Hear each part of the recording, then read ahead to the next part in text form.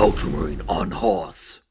Behold the crowning achievement of my childhood, this incredible Ultramarine on horse model created for no apparent reason, and it's quite iconic in terms of what I think about when I think about 40k, but I'm now running a Salamander's army in a grimdark style, so I thought, wouldn't it be awesome if I was to create Salamander on horse?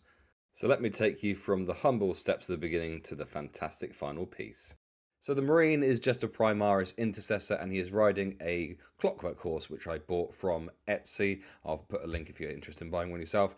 And the intercessor is just very normal, apart from a leg which sticks out a little bit further so he can fit around the horse's body. And then are undercoated both in black. Now the armor on this is going to be done in a grimdark style, which I learnt from Trevelyan. So this starts with a Caliban green. We're going to mix that with Warpstone Glow for the next layer, then some Warpstone Glow. Then we're going to mix that with Moot Green for the next layer, and then Moot Green by itself, before finishing off with just Avalan Sunset. Now I began by applying this with a sponge. If you're doing this, you need to get off the excess until you get just a gentle pattern on it. To be honest, I only did this for the first layer before I moved on to using a brush. So going up to nearly the edge with one colour, and then the next colour you're going to go just inside of that. So this is up to our Warpstone Glow level. Then we're going just inside of that with our blend of Warpstone Glow and Moot Green. Before we're going to just Moot Green for the next part, and then applying the kind of the top level of highlights or wear using Avalan Sunset. And this is what it looked like once his armor was finished. Now I did a very similar thing with the horse here. Now I'm not a big fan of the heavy metal style with loads and loads of edge highlights. So that's not what I've gone for with any of this or any of my army, to be perfectly honest. I've done exactly the same thing with the 5 different greens here, just working up to higher and higher levels, looking like it's got some wear going on before finishing off with a dry brush of yellow rather than using a normal paintbrush. From there I moved on to Retributor armor for the gold. Now, whilst it might not be perfectly lore accurate for Salamander, I really like the look of the gold on the trim of the pauldrons, so that's what I put on that. And also using on a lot of places on the horse, so all of the kind of plate armor on the kind of neck and then the tail as well. Onto Mephiston Red, which I'm using to colour the gun. I think it's a bolter. I'm not very good at weapon names. Now this slightly watered down and just over the majority of the gun ended up looking quite nice and grimdark, so I didn't have to do a huge amount of the detail after that. It's a little bit tricky to paint in a couple of places, but that's what it ended up looking like.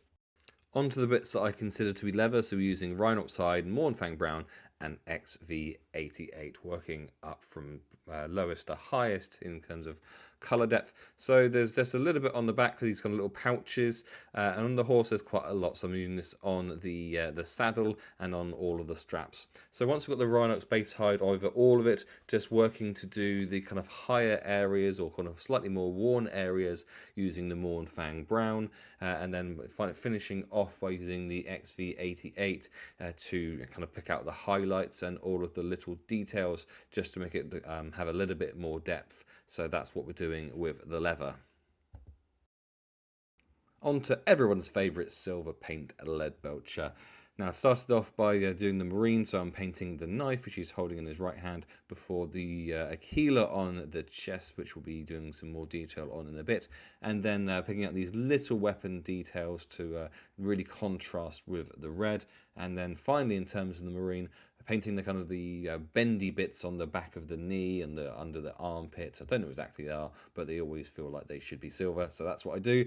And then on the horse, there's some silver legs I wanted to do, and then some little details like buckles and clasps and stuff. So just to finish that off, I did them silver too. Onto some grey, so we've got Eshin Grey, Mechanicus Standard and Administerium Grey, and we're using these in different ways for 2 different parts. So we're going to be doing the face for these, and we're also going to be doing what I call the backpack. So these are a little bit more watered down than the other paints might have been. And so to begin with the face, just kind of working downward just to bring a bit more life to it, and we're kind of adding wear to the backpack here. So this kind of putting some grey where it might be beginning to have some wear. Now up to the next grey, we're kind of beginning to pick out the lighter details. I'm down to like a 00 brush and just kind of beginning to highlight using that, so you can see what's going on there. It's beginning to get a bit more detail to it. And with the wear side of things, it's kind of beginning to kind of go inside what we've previously done. Now onto the lightest of the grey, so working on the highest areas, always working with a downward stroke, and he ends up with that kind of salamander grey face look. And no surprise that you're doing a kind of similar thing with the backpack in terms of making it look more worn with the lightest grey. And because I'm a masochist, I've decided to paint a fire on the Flames of Vulcan, Forge of Vulcan, whatever it is, on the pauldron of every single one of my salamanders. So I'm using all 7 of these colours to do this. So begin by just putting some Slaughter Red as a base on top of the black of the pauldron. From there we're taking the red and we're kind of sketching out the outlines of a fire, and then we're moving to the orange after that, and with each layer we're just going slightly inside of the one previous. So I'm looking at what it is and just kind of sketching out a line and then painting it in. So I've done the orange, then I'm going to move on to the yellow, again just going just inside, before then moving on to the white, which we do just inside of the yellow. You can see where this is going. And once the white is done, we're then taking black. I'm using Abaddon black here just to put a few little dots in various different sizes to act as like the coals, and it ends up looking like that. Now to bring it all to life, just a quick sweep of Zealot Yellow, which is a contrast paint from Army Painter, over the top of that. Just makes it look all fiery. And we're also going to use this Zealot Yellow to go over the Keeler to turn it from a silver into more of a gold. Could have gone just for gold, but I prefer the silver with the yellow over it. Moving on to the base now, using Scrag Brown, Towelite Ochre and Technical Armageddon Dust. So to begin with, all we're going to do is take the Scrag Brown, and I think the technical term is slapping this on, just getting it quickly on all of the details, not getting it on the horse. From there, move on to the Towelite Ochre, watered down a little bit more, and then concentrating on the top areas of that, before then taking the Armageddon Dust and then going over the kind of higher areas again, and being okay with maybe getting a little bit on the bottom part of the model too. Time to finish off the armor type bits by adding some Agrax Earthshade and some Athonian Camoshade. I was really unsure about adding the Athonian Camoshade. Took a lot of deciding. Now on the Marine, all I'm doing is putting Agrax Earthshades on all of the metallic silver bits. That's all the bits on the guns, the knife, and the kind of bendy bits behind the knee. On the horse, there's a lot, so going over all of the armor, all of the straps, the saddle, any gold bits that are on the tail and on the legs, covering absolutely all of it to bring it into like a more of a grimdark style, so it was all looking just that little bit too clean. So it ended up looking like that, which I was pretty happy with, and at that point I did decide that I would add Athonian Camoshade just to really try and make the armor pop. So all of the green armor bits I went over with Athonian Camoshade, and this was pretty much what the bulk of it ended up looking like, and yeah, I was really pleased with it. So this is what it ended up looking like, and the only thing left to do really was to do the eyes, which I was not worried about at all.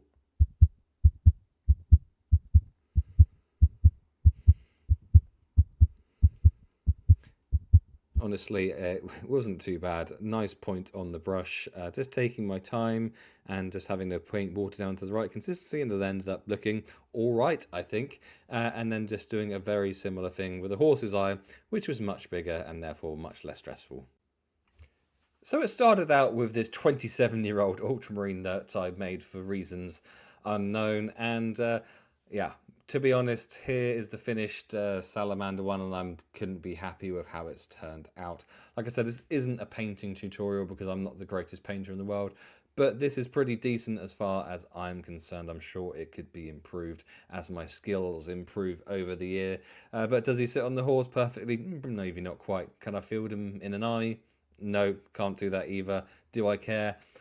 Not even slightly, because the whole process was so much fun, and I really recommend, if you've got any models from your youth, then try and find a replica of that, find a similar one to that, and paint it and see your own improvements, because it's been really fun seeing just how much better I have got. And speaking of comparisons, here they are side by side, so you can see There's a bit of a scale shift. Hopefully there's an painting improvement. But I'm interested to know, which one do you prefer? Do you like the brand new grimdark Salamander, or do you like the beautifulness of the Ultramarine? Yeah, I prefer him too. Anyway, watch my other videos and I'll catch you for another video soon.